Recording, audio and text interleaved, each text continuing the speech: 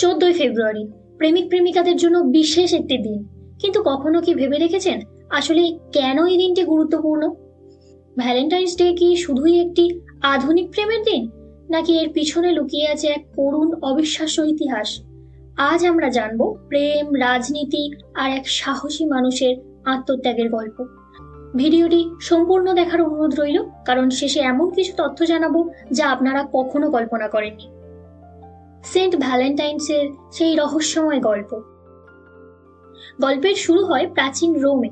সময় তখন 3য় শতাব্দী। সেই সময় রোমান সাম্রাজ্যের সম্রাট ছিলেন ক্লডিয়াস। পাগলাটে এবং নিষ্ঠুর সেই সম্রাট মনে করতেন অবিবাহিত পুরুষেরা সৈনিক হিসেবে বেশি কর্মক্ষম, কেননা তাদের কোনো পিছুটান থাকে না। এবং তিনি সৈনিকদের জন্য বহু নারীর ব্যবস্থাও করতেন, সাথে সাথে তরুণদের বিয়েও নিষিদ্ধ করে দেন।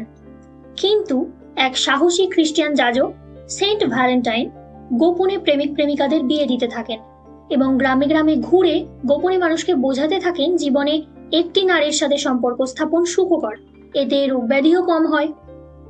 কিন্তু ভাগ্যের পরিহাসে একদিন ধরা পড়লেন তিনি। সম্রাটের আদেশেই তাকে কারাগারে পাঠানো হয়, আর সেখানেই ঘটে আর এক বিস্ময়কর ঘটনা।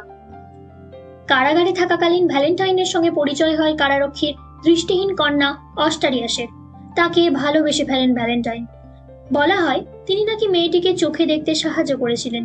মৃত্যুর আগে তিনি অস্টারিয়াসকে একটি চিঠি লিখে যান, যেখানে স্বাক্ষর করেছিলেন ফ্রম ইউর ভ্যালেন্টাইন।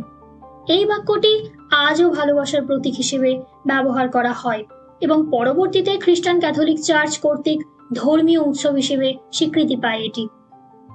তবে শুধুমাত্র এই ঘটনাই নয়, ভ্যালেন্টাইন্স ডে এর পিছনে রয়েছে আরও এক রহস্যময় উৎসব, লুপারসালিয়া। এটি ছিল রোমানদের এক উর্বরতা এবং প্রেমের উৎসব, যা 13 থেকে 15 ফেব্রুয়ারির মাঝামাঝি পালন করা হতো। লুপারসালিয়া মূলত রোমের কৃষি জমি উর্বরতার উৎসব। এই উৎসবকে সাধারণত উৎসর্গ করা হতো কৃষি দেবতার উদ্দেশ্যে। বলা হয় এই উৎসবে তৎকালীন সময়ের মেয়েরা একটি স্থানে উপস্থিত হতো এবং সেখানে অবিবাহিত পুরুষেরা নারীদের নাম লটারির মাধ্যমে বেছে নিত এবং তারা জুটি বাঁধত একে অপরের সাথে 1 বছরের জন্য। অনেক সময় এই সম্পর্ক 1 বছর থেকে বিবাহ পর্যন্ত গড়াতো। পরে চার্চ এই উৎসবকে খ্রিস্টান ধর্মের সঙ্গে মেলানোর জন্য একে সেন্ট ভ্যালেন্টাইন ডে হিসেবেও ঘোষণা করেন। এরপর সময় বদলালো। ইংরেজ কবি চসার তার কবিতায় প্রথম ভ্যালেন্টাইন্স ডে কে প্রেমের সঙ্গে যুক্ত করেন।